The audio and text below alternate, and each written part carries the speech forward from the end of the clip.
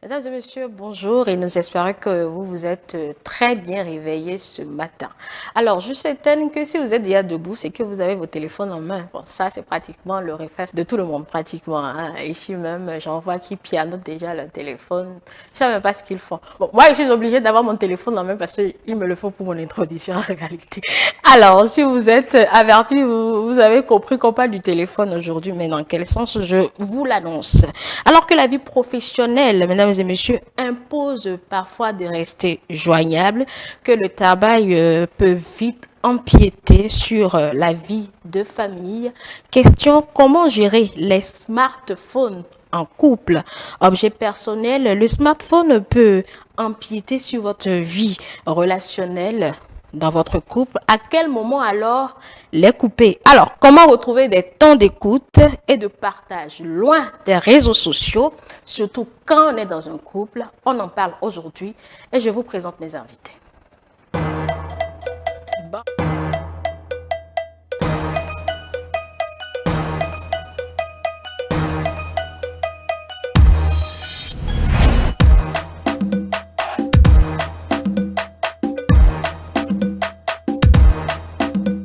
Journée sans téléphone donc aujourd'hui, en tout cas pour le temps de cette émission. Déposez vos téléphones et suivez-nous attentivement parce que généralement, nous allumons la télé, nous avons le téléphone en main, nous avons encore la radio allumée. Finalement, on ne sait pas ce qu'on suit concrètement. Donc, déposez vos téléphones.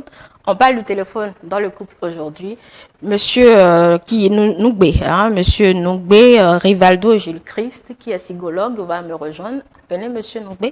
Prenez surtout votre temps pour mieux vous installer. Je ne veux pas avoir ton téléphone ce matin, donc il faut le déposer quelque part. Comment tu vas, mon frère? D'accord, installe-toi. Nadège, non, j'en ai pas besoin. Je vais déjà super bien, donc pas de bisous. Est-ce que tu as déposé ton téléphone aussi quelque part? Allez, bonjour chez vous, mesdames et messieurs. Merci de prendre le rendez-vous de ce matin. On parle des smartphones et du couple. Est-ce que ces deux sont des ennemis? Comment arriver à se débarrasser de son téléphone et passer de meilleurs moments en couple pour que le téléphone ne soit pas un handicap pour votre vie de couple? Le premier plateau est installé et je les rejoins pour qu'on démarre le débat. À tout à l'heure. Alors, monsieur Noubé, première question. Qu'est-ce que vous faites sur votre téléphone avant? Bon, très souvent, quand on se lève tôt le matin, c'est la première chose, c'est prendre son téléphone et voir les messages que nous avons reçus au cours de la nuit. Si elles sont importantes, on répond. Si elles ne sont pas importantes, on zappe et puis on suit l'actualité. Donc, c'est un peu ce que je fais avec mon téléphone chaque matin quand je me lève, avant même d'aller dire bonjour à quelqu'un. C'est aussi un réflexe chez vous? Oui, c'est un réflexe. Est-ce qu'il? Non, je fais carrément ou quasiment le contraire de ce qu'il fait. Ah bon? Non, je ne me réveille pas avec mon portable. Non. Ah. Qu'est-ce qui vous réveille si ce n'est pas le téléphone?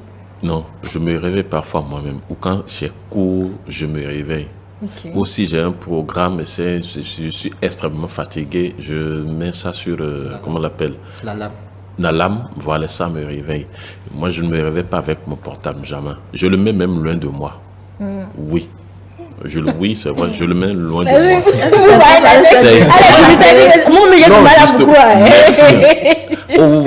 Vous voyez, par exemple, les gens mettent le téléphone sur le lit. Non, c'est grave. Je ne mets jamais mon téléphone sur le lit, jamais.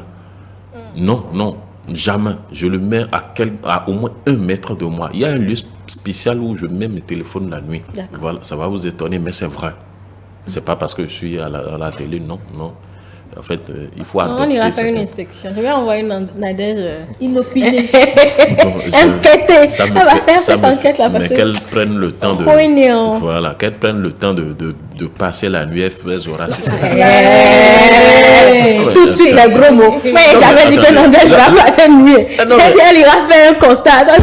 Si elle fait constat, elle vient. Et je le fais. Je change, comment on l'appelle, je mets le portable ailleurs et rapidement, et quand elle part, je ramène le portable. Le constat ne sera pas véridique. Donc il faudrait qu'elle passe toute une nuit là, elle saura si vraiment... Le constat est véridique. Voilà, mais ne me prêtez surtout pas des intentions. Erroné, bien sûr. Nadège. Comme l'a dit le psychologue tout à l'heure, je fais pareil. Et pour moi, normalement, c'est un commun à tous. Et ça, je le dis clairement. Parce que quand on se réveille le matin, la moindre des choses, le réflexe qu'on a tout de suite, c'est déjà lire les messages précédents au cours de la nuit, ou si on n'a pas reçu des appels, ou pourquoi pas les informations déjà sur nos sites. Parce que moi, quand je me réveille, soit c'est WhatsApp, soit c'est Facebook, faut que je me renseigne quand même et voir ce que ça donne. Voilà. Bon, moi, mon téléphone est devenu ma Bible.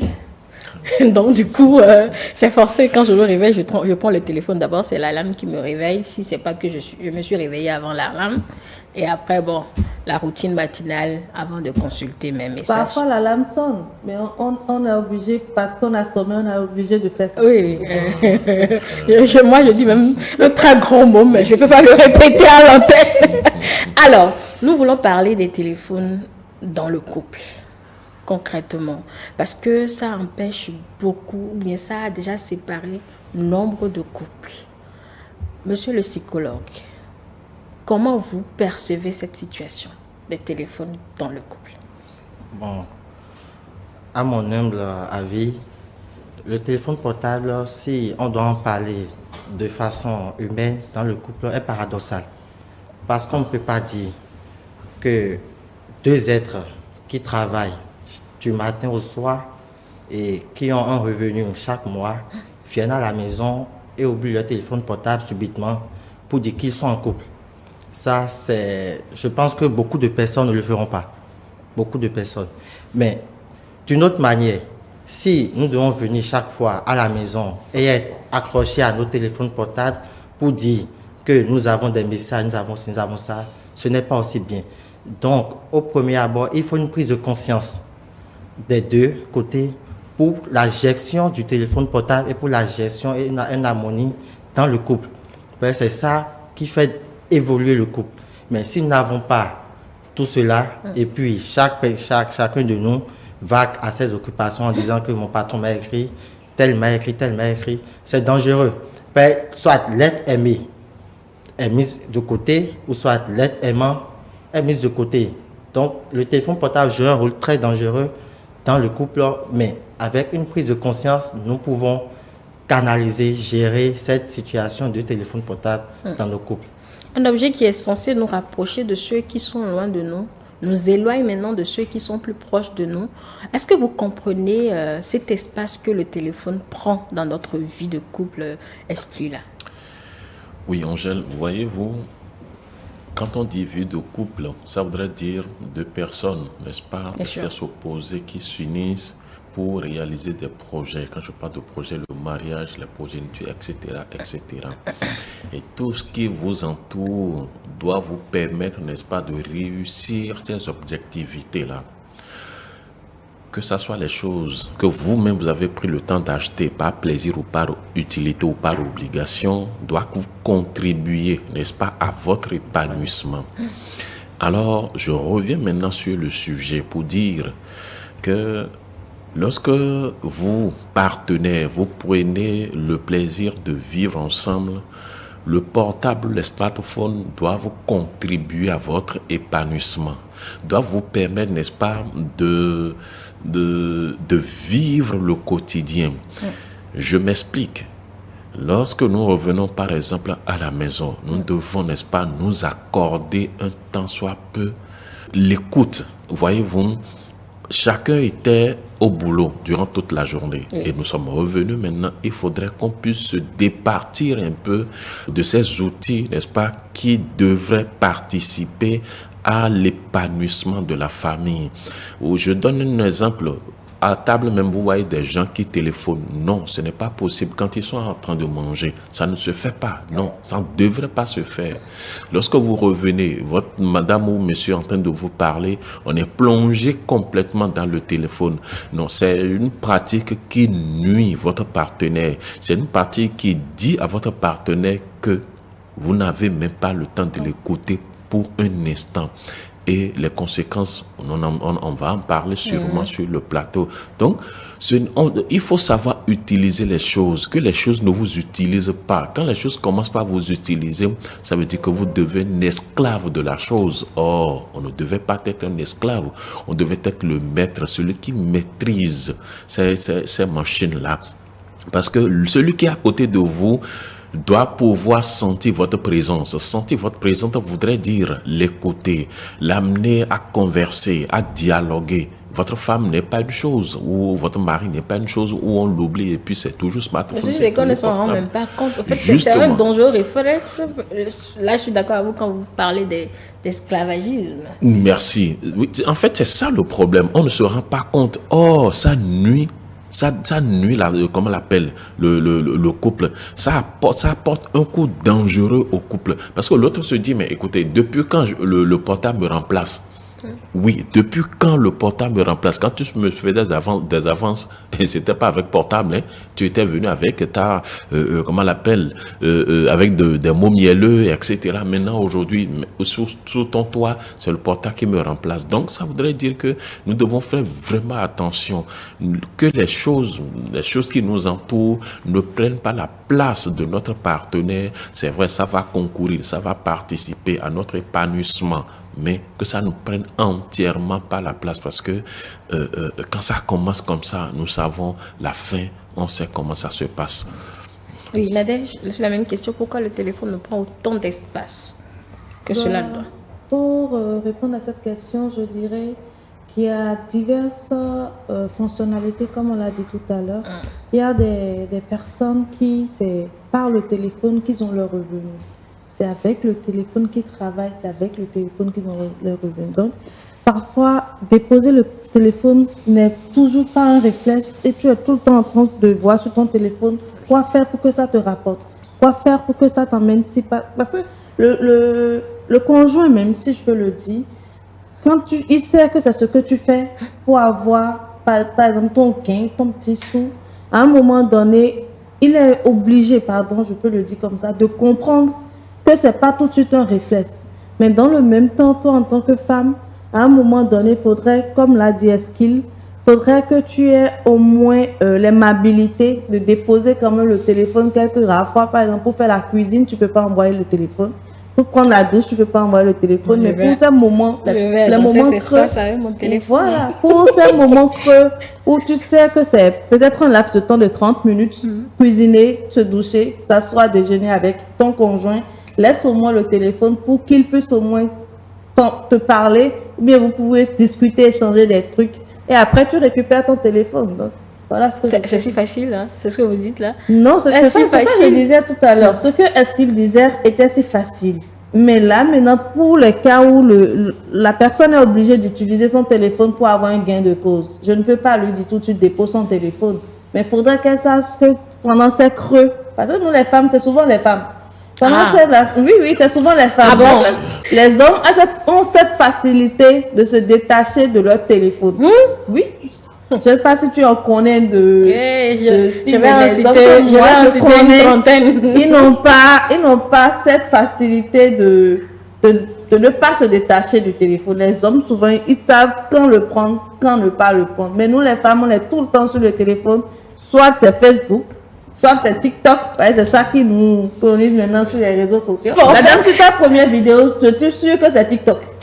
Parce que jusqu'au point où elle n'a même pas remarqué que son homme ne traversait pas avec elle, comme il faudrait qu'elle soit concentrée sur quelque chose pour ne pas vraiment suivre derrière. Donc c'est sûr que c'était sur TikTok. Voilà ce que ça nous fait faire. Donc à un moment donné, déjà pour ces petites choses, ces laps de temps cuisiner et tout, il faudrait qu'on apprenne à déposer le téléphone et qu'on suive nos hommes. Le téléphone vous a créé à vous un problème particulier? Parfois, dans les relations entre amis, parents, tout et tout, on voit qu'on néglige beaucoup plus ceux qui sont près de nous en accordant une place humaine, je vais dire, au téléphone portable. Ce qui détruit les relations entre humains. Parce que quand on parle de l'homme, on parle de dialogue. Oui. S'il n'y a pas de dialogue entre vous face à face avec celui qui est à côté de toi, c'est que ça te serait difficile prochainement d'aller encore vers ceux-là. Parce qu'ils vont se dire que toi, tu es toujours avec le téléphone. J'en connais des cas. Même quand tu leur parles, ils écrivent, et après ils disent, tu disais quoi? Oui. Mais ça énerve, ça. En fait, on est rangé, quoi. Mais quand tu accordes du temps à celui qui est à côté de toi, dans une relation, c'est primordial. Parce que quand on parle de couple, on parle d'abord d'écoute. Et l'écoute est le premier noyau d'une relation. Parce qu'au début, vous vous êtes écouté. Et c'est après l'écoute qu'a découlé quelque chose que vous appelez amour. Et pourquoi cet amour viendra à un stade donné, et encore, c'est le téléphone portable, un outil standard qui viendra détruire encore ce lien que vous avez tissé depuis longtemps.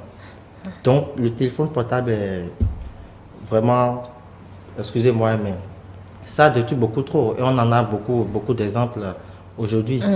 Donc, c'est un peu ça. Malheureusement, c'est un mal nécessaire. Comment vous gérez le téléphone dans votre couple? Oui, vous savez, chaque chose a son temps. C'est ce qu'on peut-être on n'arrive pas à comprendre. Et l'Africain que nous sommes, nous n'arrivons pas à planifier les choses. Nadège, ma soeur, a dit quelque chose tout à l'heure. Vous êtes ma soeur, non? A dit quelque chose tout à l'heure. Elle dit que le téléphone nous rapporte de l'argent. Je suis d'accord. Mais lorsque votre partenaire, ou vous revenez à la maison, vous devez prendre le soin, n'est-ce pas, d'oublier un tant soit peu l'usage des téléphones et vous donner ou vous confier un tant soit peu à votre partenaire. Vous n'allez pas dire argent, argent, argent à tout bout de champ. Le foyer que vous êtes en train, n'est-ce pas, de vouloir construire va se détériorer parce que vous êtes concentré sur l'argent. Chaque chose a son temps.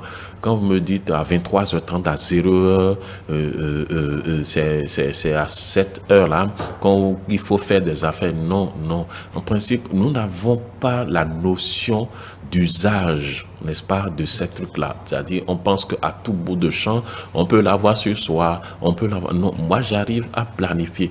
Je peux avoir mon portable à côté de moi. Et surtout, quand je mange, je ne décroche pas. Faites votre appel. Non. Ah bon? Oui, quand je mange, je ne décroche pas. Sérieux. En fait, nous devons avoir nous n'avons pas de principe de vie. On pense qu'on peut faire tout à tout bout de champ. Non. Et quand je reviens à la maison, quand les messages ne sont pas utiles ou ne sont pas urgents, je vous assure que moi, je laisse mon portable à côté. Et s'il y a quelque chose à dire, je discute avec madame s'il y a quelque chose. Donc, on n'arrive pas à planifier. Et c'est peut-être avant d'aller au lit que je consulte. Bon, si ce n'est pas utile, bon, écoute, moi, j'étais en connexion, je le mets à au moins à 1 mètre de moi et puis ça fait à demain. Peut-être que vous avez un métier qui vous permet de ne pas trop être focus sur votre téléphone. Oui, je suis d'accord. Moi, journaliste, oui. C'est impossible. Non, oui, je suis d'accord. Je suis d'accord. Oui, je suis d'accord. Mais j'ai toujours dit, il faut se planifier. C'est vrai, il y a des urgences. Des urgences. Je n'en disconviens pas. Mais il y a des gens, en fait, qui sont accros à cela. C'est ça le problème. Être accro est différent, comment on l'appelle, de faire le portable un métier. Oui, être accro est différent de faire. C'est-à-dire, il y a des gens, c'est-à-dire, ils ne peuvent pas rester 5 minutes, je dis bien 5 minutes, sans portable. Non, ce n'est pas bien. Parce que, laissez-moi vous dire, à force de l'avoir à chaque instant sur soi, mais écoutez, ça vous nuit. Ça nuit votre santé. Nous le savons bien. Donc, en fait, c'est l'usage qui pose problème. C'est un couteau à double tranchant. C'est à nous de savoir comment l'utiliser pour que ça ne nuit pas d'abord nous-mêmes notre santé et que ça ne nuit. Et, écoutez, ceux qui plongent, ceux qui ont l'habitude de le faire, plus tard, ils ont des problèmes d'œil. Oui. Donc, ça voudrait dire, il faut savoir, nous n'avons pas la notion d'usage des choses. On pense que à tout bout de champ, on peut utiliser. Non, il faut, quand vous planifiez, je précise qu'il y a des urgences. Je n'en disconviens pas. Oui, ça ne veut pas dire qu'il faut laisser le portable dans sa chambre à coucher, se retrouver au salon. Ça va sonner, ça va se poser une urgence. Non, à quelques mètres de toi, ça peut rester là. Quand ça sonne, tu décroches. Donc, en fait, le problème, ce n'est pas l'usage de la chose, mais comment ça s'utilise. en place et lieu de l'autre, en lieu et place pardon de l'autre, de votre partenaire, on se contient en se disant, mais arrivé à la maison, on n'a même pas le temps, c'est devant l'ordi à tout bout de champ. Non, mais écoutez, l'autre c'est pas un objet.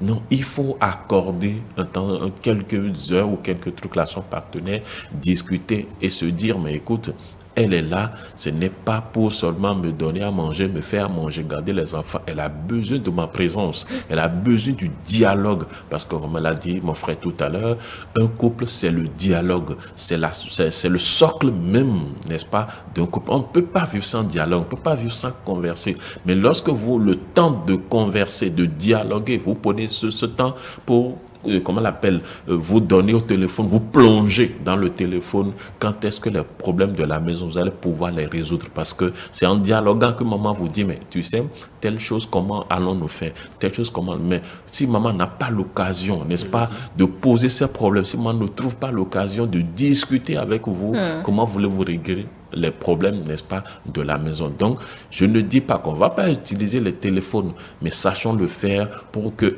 ça ne nous nuit pas, ça ne crée pas ce que j'appelle une, comment on l'appelle, des petits problèmes au sein, n'est-ce pas, de votre foyer. Parce que c'est là même, votre foyer dépasse le téléphone. Votre routine, là, madame, la partage? Oui, on s'entend sur ça. Ah bon, elle se retrouve dedans? Oui, elle se retrouve. C'est vrai, au début, c'était difficile. Oui, au début, c'était difficile. Oui, Nadège, je voulais parler. En fait, ce que je voulais dire, c'était que est-ce qu'il décrit si bien le truc que je me demande même, est-ce que c'est vraiment faisable ce truc-là? Parce que même le temps d'échanger avec son partenaire, ça ne prend pas plus d'une heure ou 2 heures. Ça, là même, c'est même déjà trop parti. Parce que des fois, on se dit déjà tout en journée, par message et tout ça, mais quand on se voit à la maison, c'est que tout le monde est fatigué. On a juste le temps de manger, regarder la télé et aller dormir.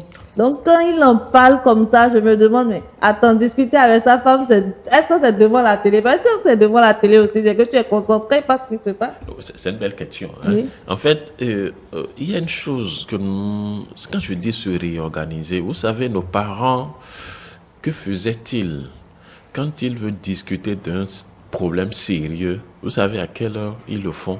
Très tôt le matin. Merci. Pour parler. Voilà. Donc, ce sont peut-être des créneaux au cours desquels vous pouvez arriver votre partenaire, vous discuter. Je suis sûr qu'à 5h30, 5h30, je suis sûr que si vous avez pris le temps de manipuler portable toute la journée à l'heure là, je ne pense pas. Donc, le dialogue peut comment on l'appelle, on peut enclencher le dialogue. Maintenant, en journée, tel qu'elle a dit, vers 20h, on revient, 21h, on revient à la maison. C'est vrai, ou parfois même sur le coup de la fatigue, ou quand même on enclenche le dialogue, l'écoute, l'attention qu'on doit même prêter à son partenaire n'y est plus, parce qu'on est extrêmement fatigué, on a faim, c'est manger et aller au lit. Donc, en fait, à cette période-là, c'est vrai, on peut juste voir est-ce qu'il y a les messages importants, voir rapidement. En fait, le problème, c'est ne pas passer 1 heure de temps, 2 heures. C'est tout le problème. Sur son téléphone? Oui, sur son téléphone. Ah, vous ne le faites pas 1 heure, 2 heures? Bon, ok, d'accord. Donc c'est ça le problème. Vous revenez à la maison et le peu de temps qu'il faut réorganiser. Parce que en fait, quand vous quittez la maison le matin, vous ne savez réellement pas ce qui s'est passé durant toute la journée. Quand on revient à qu'est-ce qui s'est passé, qu'est-ce qu'il faut réorganiser, qu'est-ce qu'il faut corriger rapidement. Même si en principe c'est 1 heure, on le fait rapidement et puis pour relancer le lendemain. Mais on n'arrive pas à le faire. C'est toujours concentré. Quand on suit la télé, c'est portable.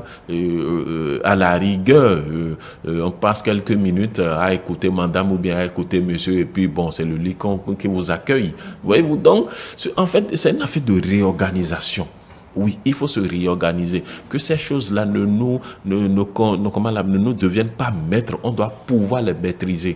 Là, je suis sûr que tout peut aller et de façon pacifique. C'est vers la maîtrise ou c'est pour la maîtrise que nous initions ces ondes d'échange. Mais qu'est-ce qu'on regarde dans le téléphone en fait? Est-ce que c'est réellement quelque chose qu'on regarde ou bien c'est juste un réflexe, une addiction de laquelle on n'arrive pas à s'en sortir. Parce que même dans le couple, monsieur rentre tout fatigué de la maison, madame est peut-être dans la cuisine. Chérie, tu es là, comment tu vas, ta journée? Alors, je te rejoins dans un instant.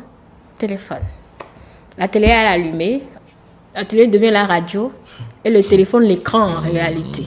Mais dans cette condition-là, comment on va régler les problèmes de couple? Donc, comment s'en sortir? Comment éviter que ce truc qui est devenu très intelligent et remplace pratiquement tout, ne nous prenne pas jusqu'à notre amour? C'est au commencement.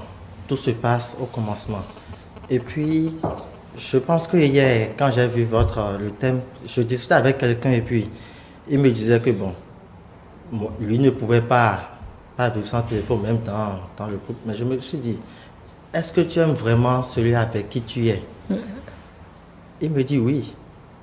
J'ai dit ok, si c'est ça, est-ce que l'amour peut te permettre de faire des sacrifices? Parce que venir à la maison et oublier son téléphone portable pendant quelque temps, même si tu devrais en utiliser, devrait être un sacrifice que tu fais pour l'harmonie du couple. Mais beaucoup de jeunes, ou bien, oui, je vais dire beaucoup de jeunes aujourd'hui ne font pas ça. Parce que nous avons vécu avec nos parents. Et en ce moment-là, il n'y avait pas l'air du téléphone portable. Et on voyait comment le couple évoluait. Mais aujourd'hui, soit, si ce n'est pas, j'ai laissé mon mari parce qu'il utilise trop le téléphone, ou bien le mari m'a renvoyé parce que chaque fois je suis avec mon téléphone. Et ce qui est encore plus bizarre, c'est que quand les problèmes de l'homme viennent chez nous, c'est soit ma femme a pris un appel avec un autre homme sous mon toit. Et à quelle heure? 22h, 23h. Vous ne pouvez pas l'accepter. Vous ne pouvez pas l'accepter. Et de là, on voit que, bon, soit il y a une négligence de la part de l'homme. D'abord, c'est ça, on voit. C'est pas quand tu amènes le problème, tu juges en même temps. Non. Tu essaies d'analyser, de comprendre. Est-ce que auparavant, le mari qui était attentionné, aujourd'hui ne devient plus attentionné, n'est plus romantique? Si avant, il t'accordait beaucoup plus de temps, vous sortez, vous vous baladez, vous revenez à la maison, vous voyez que ça amène la femme à être heureuse, à être épanouie dans le couple. Mais du moment où le téléphone portable devient maintenant l'outil avec lequel le mari va tout le temps, mais la femme sera vraiment dit écartée. Oui, et ça devient une substitution. Absolument. Vous êtes dans le lit, par exemple, vous avez fini de manger, vous vous retrouvez dans le lit, bon, quelques heures avant de vous endormir, vous ne pouvez même plus discuter parce que chacun est sur son téléphone. Oui. À quelle heure? 23h. Et c'est énervant. Finalement, quel moment de qualité on passe avec son conjoint? C'est pour ça, au début, je vous ai dit qu'il faut d'abord avoir une prise de conscience. C'est la prise de, comme l'a dit mon confrère, c'est la prise de conscience qui amène à une harmonie dans le couple. Si le mari et la femme sont d'accord sur les heures auxquelles ils doivent utiliser le téléphone portable, le couple sera épanoui. Si je dis à 21h, tout le monde sait son téléphone portable, et à 21h, tous les téléphones portables partent en charge, c'est qu'il y aura un temps d'écoute. Même s'ils ne sont pas déchargés. Oui, Ils iront la souvent, nous mettons souvent le téléphone portable en charge la nuit. Oui. Parce qu'avec la durée que nous avons fait durant toute la journée, C'est aussi une mauvaise habitude. Donc, le téléphone portable reste normalement en charge la nuit. Et quand le téléphone portable est en charge la nuit, tu vas encore y aller, prendre, débrancher. Oui. C'est ça qu'on fait actuellement. Ou même en pleine charge, on manipule. C'est agaçant. Donc, c'est pour ça que je rejoins mon confrère en disant il faut une planification, une prise de conscience. D'abord, s'il n'y a pas prise de conscience, il ne peut pas avoir planification. Donc, c'est la prise de conscience qui vous amènera, vous deux, parce que vous êtes déjà sommes matures, qui vous amènera à pouvoir organiser votre temps quand vous êtes dans le foyer. Mais quand vous n'êtes pas dans le foyer, il faut aussi vous organiser pour ne pas que ça empiète sur la relation avec vos pères. Ça aussi, ça empiète beaucoup. Et après, on dit, assieds-toi, téléphone bien aimé. Donc, c'est un peu ça. Donc, c'est la prise de conscience d'abord et après une réorganisation de nos plans et de nos objectifs. Sans ça, je pense qu'il y aura encore du bruit et du tohu-bohu dans la chambre parce que même des maris, des femmes, des époux se battent à cause du téléphone portable. Bien sûr. Parce qu'à 23, à 1h du matin, comment tu fais que ta femme va aller prendre ton téléphone portable et dit que qu'elle a vu, Isabelle t'a écrit. C'est quel désordre ça. On ne peut pas accepter ce genre de choses. C'est qui Isabelle? Qui est Isabelle? Mais c'est qui? Pourquoi Isabelle va t'écrire à 23h? C'est un plus profond de Si Jacques m'écrit à 23h, tu poses la question. Et c'est un plus C'est pour profond de raison cette nuit-là professionnelle. que tu dois répondre. 23h. Bien sûr. C'est quelle conversion? Mais c'est un peu profond de cette nuit-là que tu dois répondre maintenant ou bien être devant le juge et prouver ta culpabilité. Et là, le juge, c'est ta femme. Ou tu dois argumenter que non, Isabelle est ci, Isabelle est ça. Mais c'est pas, on ne peut pas en arriver là. Si on en arrive là, c'est que c'est dangereux pour nous-mêmes.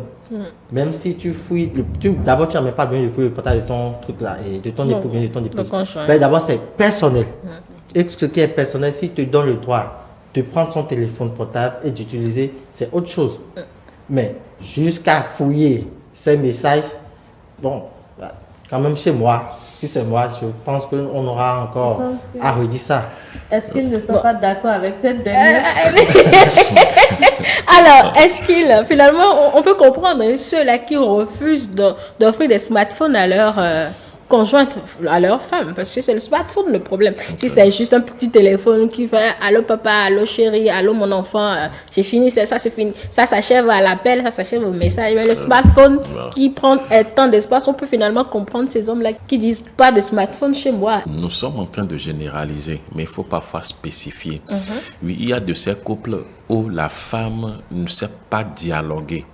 L'homme est arrivé à la maison, l'homme est obligé, n'est-ce pas, de prendre le portable ou son smartphone comme époux ou comme épouse. Et c'est pareil. Là, c'est dangereux. Là, c'est dangereux. Le type ne sait pas dialoguer. Excusez-moi, cette incursion linguistique. Lui, met ça dans parable. Donc, ça voudrait dire qu'il y a de ces personnes qui ne savent pas dialoguer. Et pour répondre à votre question... On est ensemble pour s'éduquer, non? Oui, en fait, pour s'éduquer, justement. En fait, avec le temps, il faut être patient et l'apprendre et apprendre à son partenaire comment dialoguer. Oui. Donc, c'est un aspect que je voudrais relever. D'accord. Votre question, c'était de savoir si... On va finalement pas comprendre ce qui interdit le smartphone chez eux. C'est d'abord une affaire de prise de conscience, et de confiance, Lorsque vous êtes avec votre partenaire et que vous arrivez, n'est-ce pas, à faire confiance à votre partenaire, c'est vrai, on ne fait pas confiance à 100%, 1000%, mais à 80%, on peut faire confiance à son partenaire, dire mais non, elle ne peut pas faire ou arriver à une déviance sexuelle, elle ne peut pas m'être infidèle. Il y a de ces couples comme ça, l'homme se dit non à ma femme, à elle seule. La femme se dit à mon mari, je voudrais être seul. Et l'homme, il arrive, n'est-ce pas, à résister aux tentations hors du foyer, vous le savez bien. Alors, ça ne devrait pas empêcher, n'est-ce pas, l'homme de faire plaisir à sa femme. En fait, il faut parfois rendre les gens responsables. Oui, rendons parfois les gens responsables. Quand vous lui offrez ça, elle va se dire, mais écoutez, même si, comment on l'appelle, auparavant, il y a eu des disputes par rapport à l'infidélité et que vous l'offrez ça, si elle est consciente, elle veut rester sous votre toit, elle saura comment l'utiliser.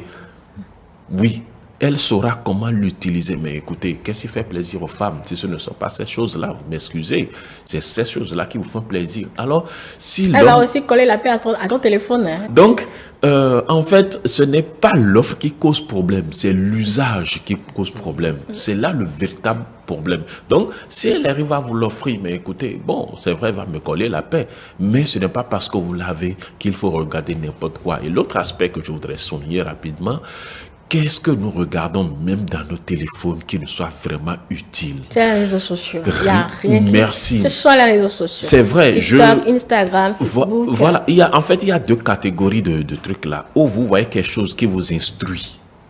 Où vous voyez quelque chose qui vous distrait. À part ces deux choses-là, tout le reste, c'est perdre du temps et perdre des mots. Oui, vous perdez des mots. Ou vous voyez quelque chose qui vous dit, mais attention, quelque chose que vous ne connaissiez pas. Et que quand vous suivez la vidéo, vous gagnez quelque chose de plus. Ou vraiment parfois, moi il m'arrive parfois quand quand on revient, ma femme me dit, mais écoute, viens voir cette vidéo-là. Et quand on sourit, ça peut enclencher un dialogue. Et ça peut créer, n'est-ce pas, s'il y avait peut-être tension au cours de la journée, exprès le faire juste pour que je puisse sourire. Et parfois, je le fais aussi. Donc, posons les actes de façon objective. Et vous allez voir, ça va créer autre chose. Mais s'il faut le faire parce que, bon, on a la chose, il faut le faire. Non, n'utilisons pas les choses parce qu'on veut les utiliser. Non, utilisons-les parce que c'est utile. Utilisons-les parce qu'on veut vraiment en faire usage pour grandir, pour se conscientiser, pour gagner quelque chose de plus en matière de maturité. Et vous allez voir, ça va changer beaucoup de choses. Donc, moi, je ne vais pas m'empêcher d'offrir tout ce que je veux à ma femme parce que je suis sûr que elle va l'utiliser dans de bonnes conditions. Ça ne va sûrement pas nuire à notre vie de couple. Au contraire, construire cette vie de couple parce que, comme je l'ai dit, nous sommes en train de généraliser, mais chaque couple a ses problèmes. Mais si vous pensez, on va nuancer rapidement, si vous pensez que offrir un smartphone à votre femme va déstabiliser votre foyer, je ne vous le conseille pas. Parce que absolument. Voilà, merci. D'accord. J'aimerais ajouter quelque chose par rapport à ce qu'ils ont dit. C'est quand il n'y a pas le dialogue dans le foyer, il faut surtout faire recourir à la personnalité de la personne qui est devant vous. Enfin, ça, c'est la première des choses. Cette personnalité que la personne qui est devant vous a découle de son adolescence où il ou elle s'est construit pour devenir ce qu'elle est maintenant. Merci. Donc, c'est cette personnalité-là qui la caractérise jusqu'à ce qu'elle entre dans votre foyer. Mais quand elle entre dans votre foyer, c'est que vous avez su gérer sa personnalité. Et quand vous avez su gérer sa personnalité, c'est que vous avez le devoir, quand elle entre dans votre foyer, de pouvoir la gérer. Enfin, vous avez su la gérer au premier abord. Donc, pourquoi ne pas continuer dans ce chemin-là? Donc, la personnalité de la personne qui est en face de nous aussi joue un rôle très important dans le couple. Il y a des personnalités où les individus vivent la solitude, sont anxieux, dépressifs, d'autres sont extravertis, d'autres sont introvertis. Donc, tout ça joue dans le truc là, le vivre ensemble. Connaître l'autre aussi, c'est une éducation. Tu dois connaître l'autre et te connaître. Donc, en vous connaissant, tu dois savoir canaliser les défauts de l'autre en tes défauts. Et l'autre aussi doit savoir canaliser tes défauts en tes défauts. Là, l'harmonie aussi régnera. Sans ça, il ne pourra pas avoir de dialogue. Quelqu'un qui vit souvent la solitude, donc qui est névrotique, ne peut pas sortir avec une personne extravertie sans connaître la personne en entier. Si toi, chaque fois, tu es souriant, tu es ouvert à tout le monde et ton conjoint se renferme, mais c'est un problème. Il faut trouver le juste milieu pour que les choses puissent aller très bien. Donc, c'est ce que je voulais ajouter. Une anecdote. Et c'est le psychologue qui parle d'ailleurs. Une anecdote rapidement. Ça me fait rappeler une histoire que j'ai vécue il fut des années où j'étais allé voir une amie et elle était plongée dans son téléphone. Oh, c'est elle-même qui m'a appelé. Elle était plongée dans son téléphone. Et quand j'ai commencé par parler avec elle, non, c'était pas m'écouter, c'était pas son problème. Oh, c'est toi-même qui m'a appelé. Et je lui ai dit, mais écoute, tu m'as appelé pour te concentrer sur ton portable ou tu m'as appelé pour converser avec moi. Tout ce que je disais là, bon, c'était pas son problème. Et si tu continues, je vais me lever, je vais m'en aller. Oui, je vais me lever parce que tu m'as pas appelé pour tout de voir, ce truc là. Elle me dit, bon, tu sais, c'est une habitude. Et j'étais parti. Je me suis levé, oui. Et je sais pourquoi je l'ai fait. Et quand je suis parti plus tard, elle m'a appelé pour présenter ses excuses. Elle dit, mais est-ce que tu t'es rendu compte de l'acte que tu viens de poser? Elle me dit, mais je vais renverser la situation. Si toi, tu venais chez moi et je me concentrais sur mon truc là sans t'écouter, qu'est-ce que ça te ferait? Bon, elle a dit, ah bon, là, tu as raison. J'ai dit, voilà, donc prochainement, ne fais plus ça. Et je vous assure que quand je vais la voir, c'est téléphone hors, comment on l'appelle, s'il y a quelque chose, on discute. Et quand je pars, je dis, mais quand tu peux dormir dans ton téléphone. Mais tant que je suis là, s'il te plaît, je suis venu pour quelque chose, on en discute. Et puis, bon, le reste, après, tu peux même dormir avec ton téléphone et ce n'est pas. Donc, il faut savoir, en fait, il faut savoir s'adapter aux choses. On n'arrive pas à s'adapter. C'est là le problème. Quelqu'un avec qui tu parles avec la personne, tu es plongé dans ton portable. Non, c'est comme si vous ignorez la présence de la personne, la personnalité de la personne. Laissez un peu le portable, écoutez-le. Et quand après l'avoir écouté, la personne part, vous prenez votre portable et puis ça part. Donc voilà, nous n'avons pas cette notion-là. C'est là le véritable problème. On ne peut pas se départir. Si Jodo, non, pourquoi Marseille? Parce que ça veut dire que d'abord, vous ne vous connaissez pas, de deux, vous n'arrivez pas à vous maîtriser. Parce que la maîtrise de soi part aussi de là. Mais non, si Dieu on dit je ne peux pas. Non, pourquoi tu ne peux pas laisser? Parce que tu ne te maîtrises pas. Si tu te maîtrises, tu arrives à te connaître, tu dois pouvoir te départir. Et une prise de conscience, et on est ferme là-dessus. L'Africain n'a pas de principe. C'est là notre erreur. Absolument. Oui, l'Africain n'a pas de principe. Il dit, bon, tout est hasard et tout vient. Non, le hasard n'existe pas. Non, c'est une erreur. Tout arrive pour une raison. Et lorsque vous comprenez, vous analysez, rien ne vient sans rien. C'est faux. Il n'y a pas de fumée sans feu. Il y a toujours une cause. Donc, réadaptons-nous. Ayons des principes. Vous allez voir, on évolue et on gagne en matière de maturité et de connaissance de soi et de tous ceux qui nous entourent. Ce qui nous a inspiré ce thème, je vous raconte la petite histoire. C'est un message d'un téléspectateur qui dit que le téléphone a pris tellement d'espace que même pour avoir des échanges, parce que monsieur est fâché, madame est fâchée, on ne veut même pas se parler et on cherche à régler le problème par le téléphone. Je ne peux pas vous raconter toute l'histoire, c'est un peu long, mais la finalité c'est que mon conjoint et moi n'arrivons plus à nous parler. Pour régler nos problèmes, on utilise le téléphone et on s'insulte même dans le téléphone. On arrive alors qu'on dort dans le même lit. C'est ça le fait, le paradoxe. Je lui dis, mais est-ce que finalement le smartphone et le couple sont des ennemis? C'est certainement que ça arrive encore à d'autres couples qui n'arrivent plus à se parler. Et puis c'est dans le téléphone, on envoie le message, on s'insulte, on se chamaille. Et puis bon, dans le lit, on se retrouve après si c'est que le problème... Et rien ne se passe au cours de la nuit, c'est ça? Bon, c'est une question pour mieux comprendre, pour pouvoir bien Je dis que je ne pourrais pas raconter toute l'histoire. Bon, alors, comment maintenant éviter que le téléphone nous gâte notre foyer? On va sortir de ce débat avec ce premier plateau, avec cette question. Commence par vous, Nadège. Bon, pour ma part, je pense que je rejoins les deux autres en parlant de planification. Donc, il faudrait déjà qu'on s'assieye et qu'on définisse réellement à quel moment donné il faudrait déposer les téléphones après toute une journée et essayer de discuter entre nous. Parce que moi, par exemple, avant, je disais que je ne pouvais pas déposer mon téléphone. Mais il m'a fallu oublier. Ça, c'est une anecdote.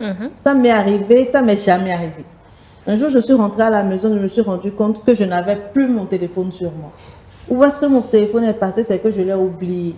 Tout de suite, moi qui n'avais pas l'habitude de déposer le téléphone et tout ça, je suis restée assise, j'ai discuté avec lui normalement, on a échangé. Et c'est là que je me suis rendu compte que parfois, on ne voudrait pas tout le temps être sur son téléphone. Parce que ce jour-là, on a discuté des sujets plus importants que je ne pouvais pas imaginer que j'aurais le temps de le faire.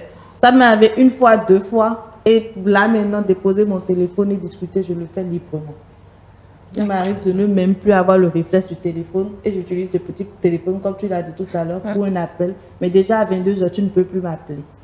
Ah oui. Il a changé de statut?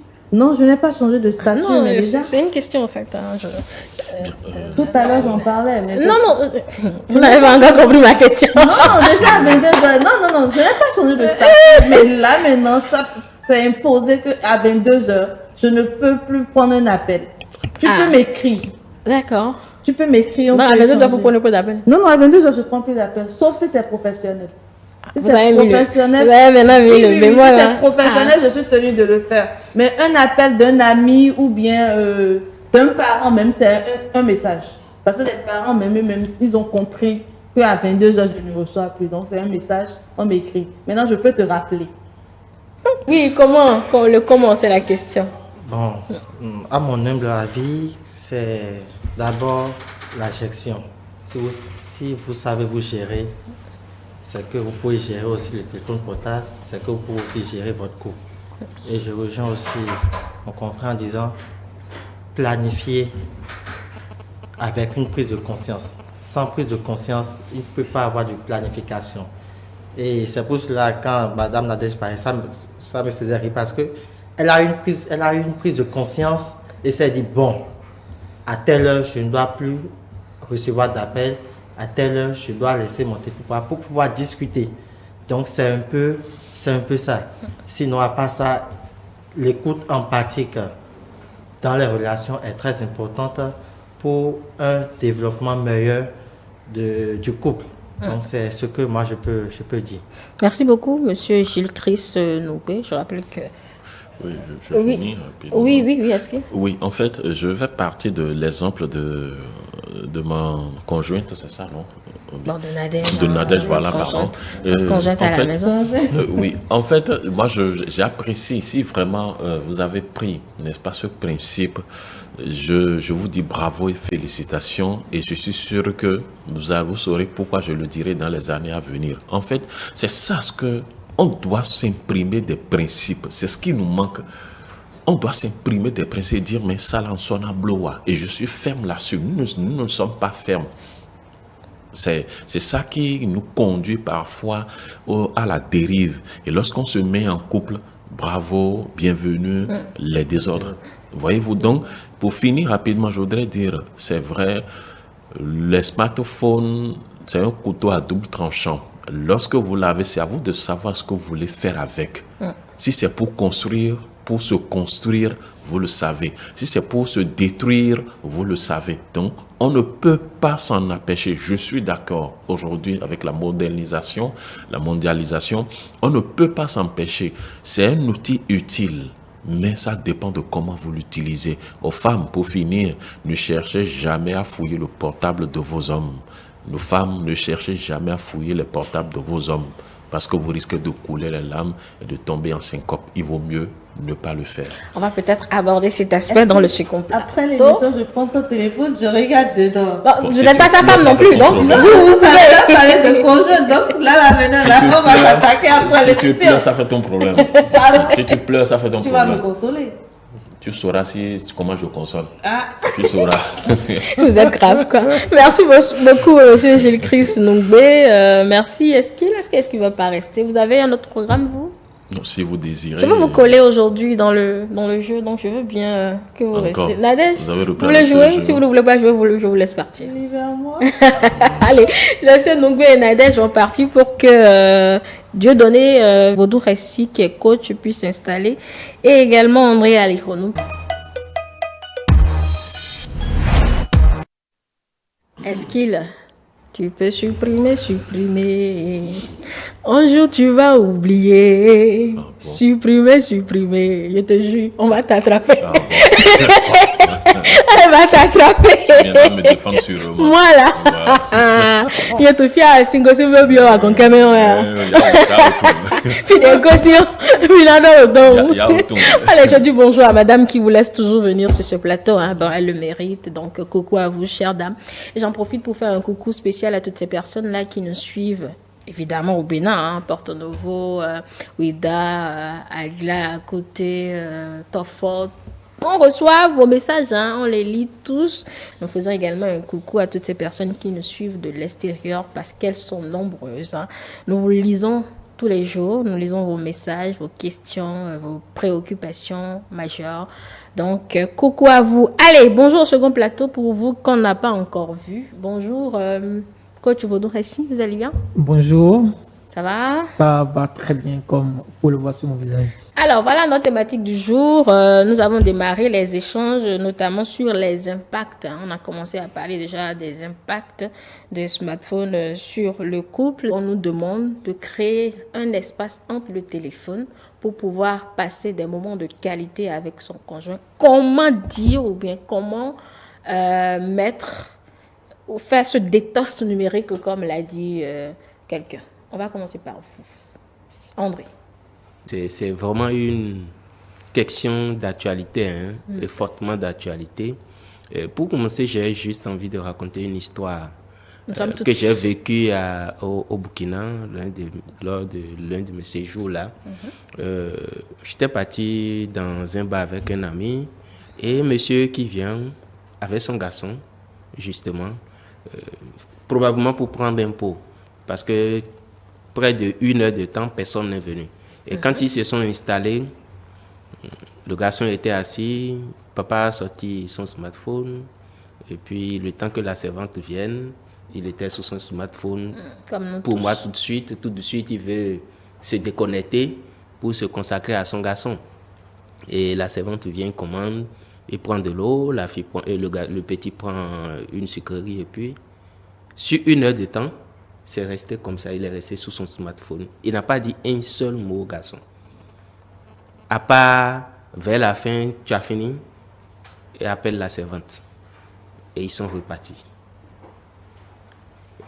Tout de suite, certains se retrouvent dedans. On sort, on veut faire plaisir à l'enfant. Mais toutes les grimaces que l'enfant a fait le jour, vous sentez que si c'était son égal, il lui aurait dit, ben bon, pourquoi tu m'as emmerdé en me sortant?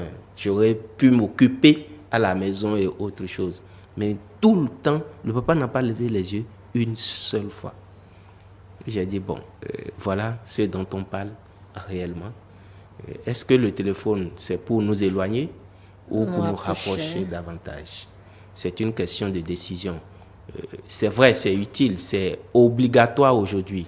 Mais quelle est la décision, quelle est l'utilité que j'en fais pour toujours appartenir à ma famille? Parce que après tout, si vous en abusez, on sera obligé de vous désintoxiquer. Comme on le dit. Donc, vous allez vous rendre malade. C'est toute la problématique. Et aujourd'hui, malheureusement, c'est ce qu'on constate. Non seulement cet aspect d'être trop accroché sur le téléphone au détriment de la vie familiale ou de son environnement, mais ce qui, moi, personnellement, me tue, c'est que je peux, par principe, peut-être parce qu'il y a des smartphones, moi ça m'arrive, c'est dans la poche et puis ça lance un appel. Et ça vide votre crédit inutilement. Mettre un code. Mais le code, s'il est su de tout le monde... Ce n'est plus un code. Non, parce que c'est pour éviter que... C'est justement ce que je dis. Quand le code doit être caché de toute ta famille, c'est-à-dire ton mari ne connaît pas ton code. Tes enfants ne peuvent pas déverrouiller ton code, ils ne connaissent pas ton code. C'est un outil personnel, non? Voilà où on allait venir. Oh, c'est une question. Hein? C'est un outil personnel. À quel point? À quel point? Et j'ai envie de dire les couples, parce qu'ici c'est de ça qu'il s'agit. Pour les couples, qu'est-ce que vous partagez en commun? Qu'est-ce que vous aviez de personnel? Est-ce parce qu'on est dans un couple qu'on n'a plus le droit à une vie privée? Non. Il n'y a pas de vie privée dans le couple? Non. Pas, ce que je dis, c'est que votre vie privée qui devient un problème pour le bon fonctionnement de votre couple, il faut remettre ça en question.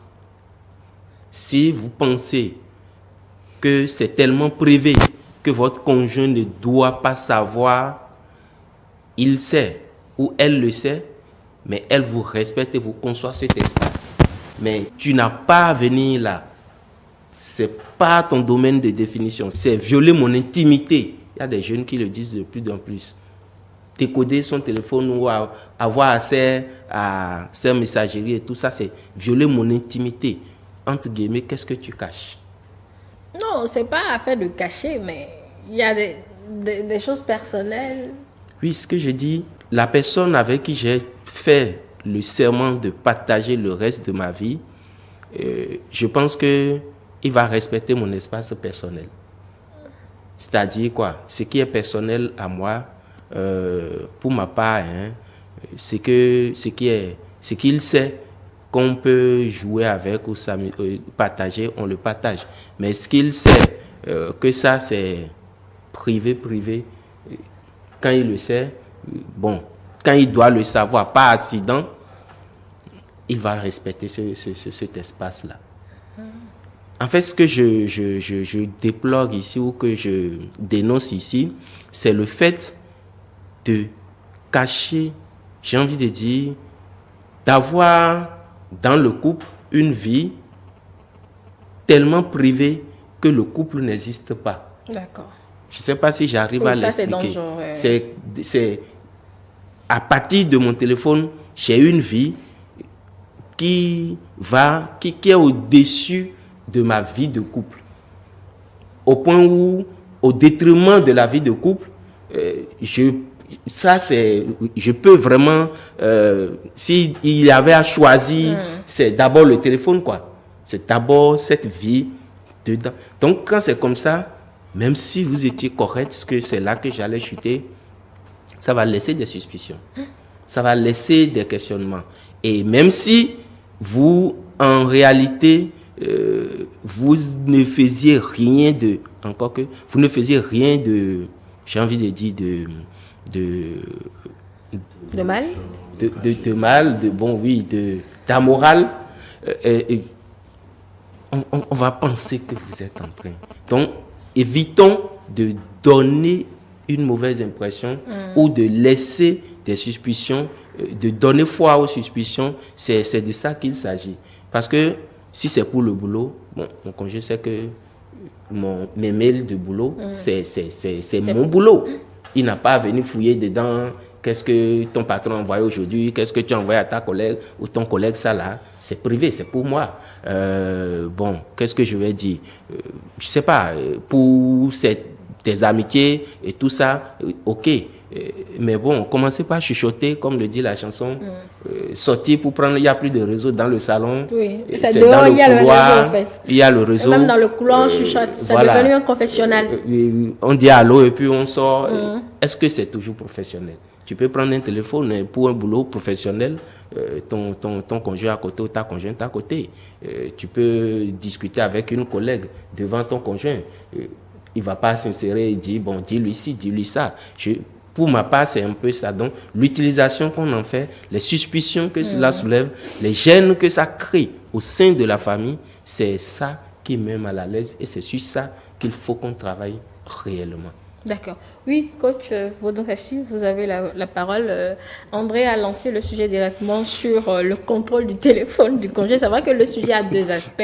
L'addiction déjà dans le couple où on n'a même pas le temps de passer des moments de qualité avec son conjoint et également l'impact, c'est-à-dire l'envie de vouloir connaître tout de l'autre aussi avec ce téléphone-là. Merci beaucoup. Je crois que une grande partie de ce sujet est abordée et pour ce qui me concerne, je commencerai par dire que, on le dit souvent bien, tout est permis, mais en vrai, tout n'est pas utile. Mais l'abus de toute chose nuit également.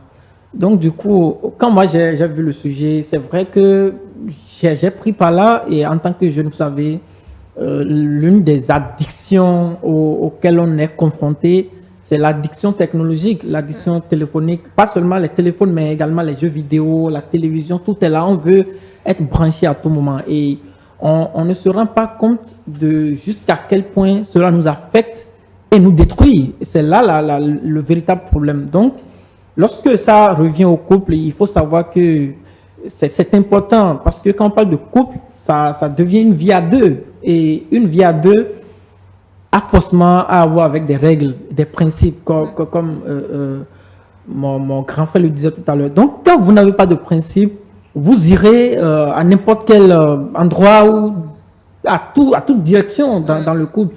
Et c'est ce qui est dangereux. Donc, l'autre chose, quand vous êtes en couple, d'abord, avant de se mettre en couple, il faut savoir et connaître la personne avec qui vous voulez vous mettre. Et lorsque même la personne ne correspond pas à 100% à votre personnalité, vous faites des compromis et dites voilà ce que nous avons à faire, voilà ce que nous ne devons pas faire. Et pour ce qui me concerne, moi, je suis un jeune. Mais quand je dis aux gens qu'il y a des heures auxquelles je ne suis pas avec mon téléphone, on se dit, mais qu'est-ce que tu fais, qu'est-ce que tu dis et tout. Et donc, lorsque nous parlons du téléphone dans le couple, c'est tellement important de se fixer des règles et tout. Moi, chez moi, on le sait, je suis déjà en couple et je vis avec ma femme, mais on sait qu'il y a des heures auxquelles personne ne touche à son téléphone. Et en le disant, je n'enfreins pas aux règles, elle n'enfreint pas aux règles. Parce que l'enfant qui sera là, l'enfant va observer. J'ai l'habitude de dire aux parents avec qui je discute pour l'accompagnement de leurs enfants que ce n'est pas toujours ce que nous disons, les punitions qui éduquent l'enfant. Il y a aussi les comportements, les habitudes que nous avons qui éduquent l'enfant. Donc, il est important dans un couple d'arriver à avoir des règles et respecter ces règles-là. Ouais, il y a des couples dans lesquels vous voyez que l'usage du téléphone ne répond même plus à un besoin. Vous savez, on s'ennuie, on est juste là. Prendre son téléphone devient juste un réflexe pour satisfaire à un plaisir sensuel où la personne vient c'est une notification qui vient sur Facebook. On va sur Facebook, on ne se contente même plus de cette notification. On commence à dérouler tout le fil d'actualité. On trouve quelque chose qui nous renvoie sur YouTube. Immédiatement, on quitte YouTube, Facebook, on se retrouve sur YouTube. Et comme ça, on voit que oui, il y a une actualité qui dit que quelque chose s'est passé sur TikTok. On trouve rapidement, on se retrouve sur TikTok et on fait comme ça le tour des réseaux. Voilà, on ne sait même plus qu'est-ce qu'on est en train de faire. On n'est pas conscient de ce qu'on est en train de faire sur le téléphone. Et ça arrive, il y a beaucoup de choses qui se passent dans le couple. Problème d'enfants. Il y a même que des enfants prennent des risques où le petit que vous avez ou la petite que vous avez est en train de courir des risques dont vous n'êtes pas conscient parce que tout le monde est concentré dans son téléphone. Et tout ça, ça pose problème. Donc, du coup, le téléphone, à un moment donné, quand ça porte atteinte au dialogue et à l'harmonie dans le couple commence facilement à avoir des problèmes et ces problèmes vont conduire à la rupture. Donc, on a beaucoup de couples aujourd'hui qui souffrent énormément parce que les membres de ce couple n'arrivent pas à contrôler leur usage du téléphone. Et pour ce qui me concerne, je ne vais pas entrer dans comment il faut y arriver, comment arriver à faire cette détox. Mais moi, je comprends qu'il y a des règles à avoir. Moi, je ne conçois pas le fait que vous soyez dans le lit en tant que couple et que tout ce que vous n'avez pas pu régler dans votre téléphone toute la journée, que ce soit dans le lit qu'il faut régler ça. Lorsque vous entrez dans le lit, le téléphone doit aussi aller au lit, c'est-à-dire aller à son endroit où vous déposez le téléphone pour pouvoir dormir. Et ceci vous permet, parce que les gens pensent que c'est parce qu'on s'ennuie qu'on va au téléphone.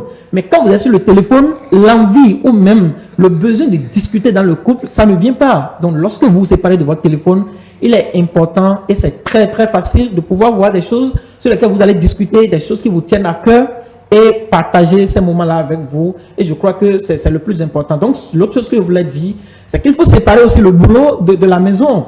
Moi, j'ai l'habitude de le dire aux gens qui sont au travail. Si j'arrive à même travailler au-delà des heures de travail, n'attendez pas qu'une fois à la maison, je puisse continuer à discuter des dossiers qui concernent le boulot parce que j'ai un boulot à gérer, mais j'ai également une famille à gérer et chaque chose à sa place, chaque chose à son temps. Il ne faut pas mélanger les choses. Et je crois que les règles en toutes choses permettent de ne pas outrepasser et de garder le juste milieu, l'équilibre.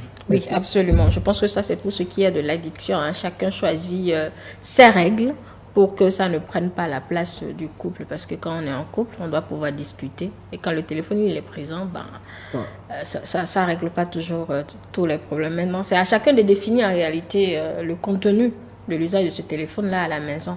Alors, André a parlé tout à l'heure de code. Doit-on forcément partager son code avec son conjoint? En fait, je voudrais, mon cher ami André a eu la chance, sinon je voudrais le piocher ce matin, mais il a eu la chance de se rectifier rapidement. En fait, il disait, je le cite, on ne devait pas cacher, n'est-ce pas, les messages, ou on ne devait pas avoir une vie privée en matière de téléphone. Non, en fait, on doit avoir une vie privée en matière de téléphone. En fait, le problème, c'est quoi? C'est valable pour les deux. Oui, c'est valable pour les deux. En fait, vous savez, il y a une chose. C'est la gestion de cette vie privée avec son portable qui compte, en fait.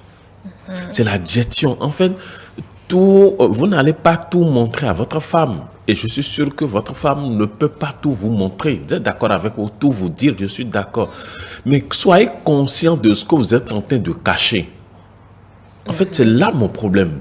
Soyez conscient et soyez responsable de ce que vous êtes en train de cacher. Si vous savez que ce que vous êtes en train de cacher va exploser un jour et éclabousser le couple, il vaut mieux ne pas. Mais il y a des choses qu'on cache, n'est-ce pas, pour sauvegarder l'union, pour sauvegarder la paix dans le couple. Donc, je pense que par la suite, il a su expliquer comment gérer ce secret-là, comment gérer cette vie privée avec son portable. Donc, sur ce point, je le soutiens. Moi, il m'arrive, n'est-ce pas, de prendre de prendre un appel en quittant bien sûr ma femme. Ne pas parce que je suis en train de cacher quelque chose, non. Mais je suis en train, n'est-ce pas, en fait, vous savez, les appels que nous prenons parfois, ceux qui sont autour de nous, parfois ça agace. Est-ce que nous le savons? Nous ne le savons pas. C'est quand vous criez que ça agace.